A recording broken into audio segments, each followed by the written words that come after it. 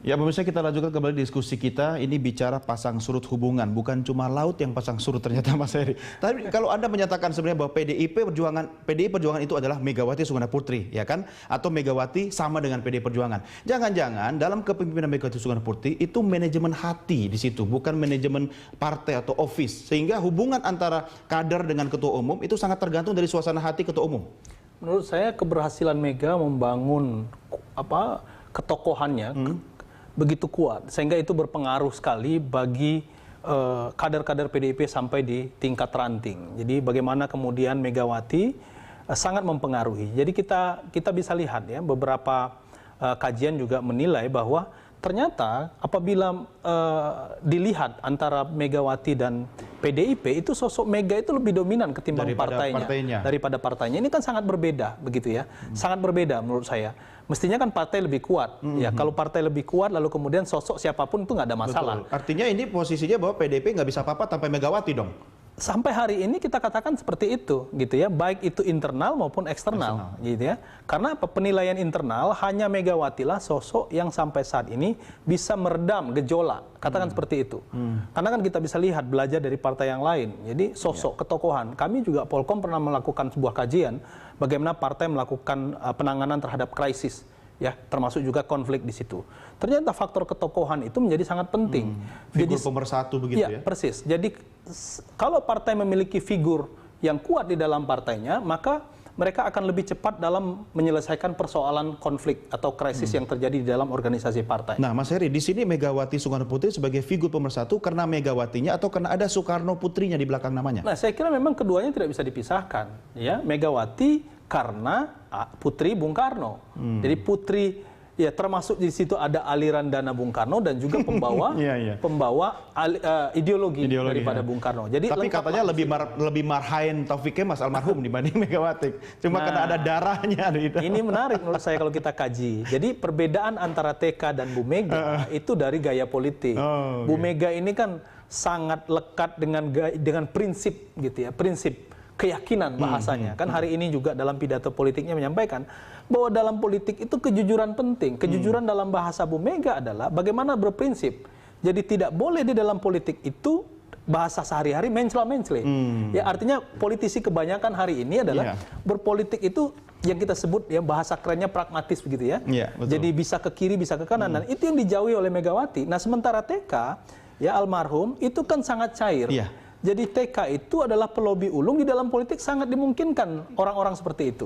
Nah, ketika TK sudah tidak ada lagi, menurut saya, nah inilah yang membuat PDIP, memang PDIP tetap besar, tapi kekakuan di dalam politik itu muncul. Salah satu misalnya yang bisa kita buktikan ketika perebutan pimpinan parlemen, MPR, DPR, gagal total. Karena apa? Karena kekakuan politik itu tadi. Sementara di dalam politik pada case tertentu perlu orang-orang seperti TK. Dengan statement Megawati dalam pembukaan, bahkan setelah dilantik sebagai ketua umum kembali di Kongres PDI Perjuangan, bagaimana Anda melihat bahwa Megawati memandang Joko Widodo sebagai presiden atau sebagai kadernya? Itu gesernya seperti apa sih? Menurut saya menarik. Jadi saya ingin menyampaikan satu, Mas Doni, bahwa PDIP adalah partai pemenang pemilu dan partai penguasa hari ini. Tapi kita lihat bagaimana kemudian PDIP ini di dalam kasus-kasus tertentu, terutama misalnya dalam kasus BG kita lihat. Jadi partai koalisi pemerintahan, bahkan partai yang kadernya menjadi presiden, tapi di beberapa kasus bergaya oposisi. Nah, ini menurut saya juga menarik. Cuma ada di Indonesia kayaknya. Cuma ada di PDIP, jangan-jangan seperti ini. Nah, kita bisa lihat misalnya hari ini dan beberapa hari sebelumnya juga santer, saya ditanyakan oleh teman-teman media apakah RI1 akan hadir. RI1 hadir hari ini di panggung politik di pembukaan itu adalah sebagai kader. Ya, dengan mengenakan seragam partai. Persis, bukan sebagai presiden. Coba Anda ingat, lihat perhelatan politik lain dalam Kongres Munas atau muktamar partai. RI1, RI2 itu ditempatkan sebagai pemimpin negara. Betul. Nah, ini menarik menurut saya untuk dikaji lebih jauh. Jadi nggak apa-apa dong kalau Bu Mega tadi statementnya, curhatnya, pidatonya seperti itu gitu kan? Karena di depannya bukan presiden tapi kader gitu kan? Persis. Jadi dalam pesan politik menurut saya itu sangat bermakna, dan maknanya itu ini soal up. Siapa yang ngatur ini semua di balik Bu Mega ini? Ya, saya kira ini adalah bukan Polkom kan? Ini adalah imbas daripada gunjang-ganjing hubungan antara Mega dan Pak Jokowi. Oke, baik. Kita akan mencoba bergabung dengan Pak Sihol Manulang, yaitu salah seorang relawan Jokowi yang juga ketua Bara Jokowi Pro. Saat ini sudah bergabung melalui sambungan telepon, berada di Bali juga. Pak Sihol, selamat malam, Pak. Selamat malam. Pak Sihol Manulang, dalam rangka apa ini ke Bali? Ya, saya karena diundang oleh PDIP, karena kita relawan Jokowi, ya datang untuk pembukaan saja loh, tidak mengikuti keseluruhan. Iya, nggak apa-apa. Jadi anggota partai juga nggak apa-apa sih, Pak Sihol. Tapi kok, bukan. kenapa Anda bisa diundang ke sana? Anda kan relawannya Pak Jokowi, bukan relawan PDI Perjuangan. Yang undang Anda PDI Perjuangan atau Pak Jokowi? PDIP, dan yang diundang bukan hanya saya, ada banyak gitu loh. Jadi, berapa banyak relawan yang diundang, Pak Sihol? ya tidak kurang dari 10 relawan ya yang diundang ya. Ya. Pak Sihol, Anda kan berada dalam ruangan yang sama dengan Bu Mega dan Pak Jokowi pada saat pelaksanaan Kongres PDI Perjuangan di Bali kan. Anda melihat nggak suasana hati Pak Jokowi saat berdampingan dengan Bu Mega itu seperti apa sih? Saya baca di koran fotonya senyumnya luar biasa dahsyat. Apa memang seperti itu keadaan di sana? Ya, jadi kebetulan di depan saya juga ada layar monitor sehingga tampak depan keduanya bisa dilihat dengan jelas. Sebelum Megawati berpidato, mereka ngobrol ya sangat akrab gitu loh.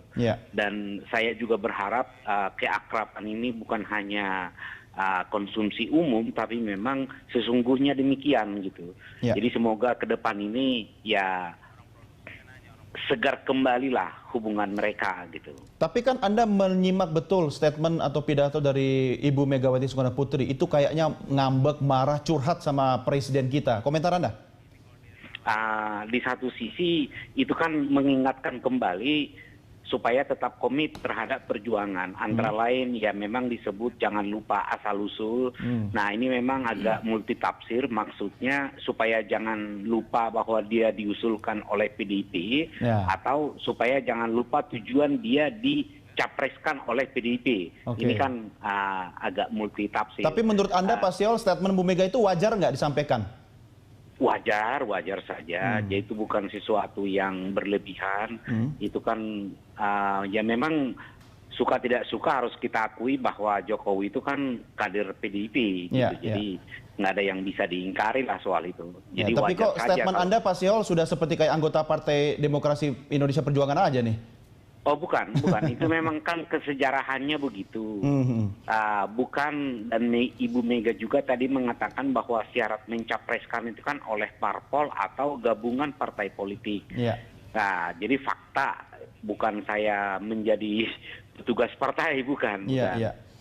Pak Sihol, ini kalau melihat kinerja pemerintah yang dipimpin oleh Presiden Joko Widodo kan banyak dikritisi juga oleh berbagai kalangan, termasuk di internal PDI Perjuangan yang mengusung Presiden Joko Widodo itu sendiri. Bagaimana Anda sebagai relawan yang dulu bahu-membahu mendorong akhirnya Jokowi jadi presiden itu menilai hubungan antara Jokowi dengan partai pengusungnya? Nah ini memang kan kenyataan membuktikan banyak menteri kelas KW2 bahkan KW3 kan. Nah, yang mana KW2, KW3 itu Pak? Kan tidak enak kalau kita sebut namanya Pak. Yang minta di reshuffle itu katanya ya? Iya, publik sudah tahu lah, dan publik juga kan kita pun kecewa. Jangan-jangan Anda berharap jadi menteri di situ Pak? Oh bukan Pak. Kita berharap Indonesia yang lebih baik gitu. Nah cuman mengenai hubungan mereka, saya yakin kedua belah pihak, yaitu Jokowi dan partai pendukung dalam 6 bulan ini telah mengevaluasi perjalanan. Nah saya yakin bekal atau pengalaman 6 bulan ini akan menjadi panduan mereka membina hubungan yang lebih baik ke depan. Jadi saya optimis akan semakin kompak sehingga negara kita ini konsentrasi untuk membangun ekonomi. Ini kan banyak persoalan ekonomi, Bung. Harga bensin RON 95 di Malaysia hanya 6.908. RON 88 di Indonesia malah 7.300. Ini kan sulit dijelaskan secara rasional. Gitu. Nah itu kan ini harusnya jadi PR-nya pemerintah Pak Sihol. Tapi kan sekarang pemerintah banyak disorot. Kalau menurut Anda, apakah Presiden lebih bagus maju terus selama itu membela kepentingan rakyat, atau dia harus mengikuti keinginan partai pendukungnya? Oh bukan keinginan partai pendukung dong, keinginan rakyat. Jadi, walaupun berseberangan dengan PDI Perjuangan? Jika itu untuk rakyat, ya tidak masalah. Nah, itu oleh karena itu kan Jokowi harus mengevaluasi kabinetnya apakah sesuai dengan harapan rakyat. Apakah memang layak harga bahan bakar RON 95 di Malaysia 95 lebih murah dari RON 88. Apakah ini sesuai dengan keinginan rakyat? Ya dijawab saja dengan jujur oleh para kabinet dan Jokowi gitu. Pak Sihol, bagaimana sendiri Anda secara pribadi menilai hubungan pribadi antara Joko Widodo sebagai kader PD Perjuangan dengan ketua umum partainya itu sendiri? Ya, selama ini dari media massa kan termasuk dari Berita Satu kita menangkap ada ketegangan atau setidak-tidaknya komunikasi yang kurang intensif. Nah, harapan kami sebagai relawan ya juga harapan rakyat. Ya semoga ke depan ini mereka lebih mudah berkomunikasi, kurang lebih di mana, lalu perbaikan di mana, supaya ya konsentrasi lah untuk ekonomi. Emang ada dampak langsung yang dirasakan oleh rakyat atau misalnya para relawan terkait memburuknya hubungan atau komunikasi antara Jokowi dengan Megawati? Ya ada dong, artinya kan arah pembangunan kita kan akan sangat banyak masukannya diberikan oleh Dewan. Rakyat memberikan masukan kepada Dewan, kemudian Dewan secara formal menyampaikannya kepada eksekutif. Itu banyak sekali, Bung, pengaruhnya. Ya. Lalu bagaimana sebaiknya, Pak, menurut Anda, Presiden Joko Widodo yang juga kepala negara, yang juga kader PD Perjuangan, menanggapi atau mensikapi statement atau curhatan dari ketua umumnya? Ya, sebaiknya memang Jokowi harus membuka kuping lebar-lebar apa masukan mereka, kemudian mengolah masukan tersebut apakah sesuai dengan Trisakti dan Nawacita. Nah, jika masukan mereka sesuai, ya diikuti dong.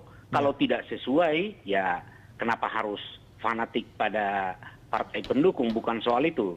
Tapi memang mana yang pantas untuk rakyat yang mendambakan kemajuan ini gitu, Bung. Ya.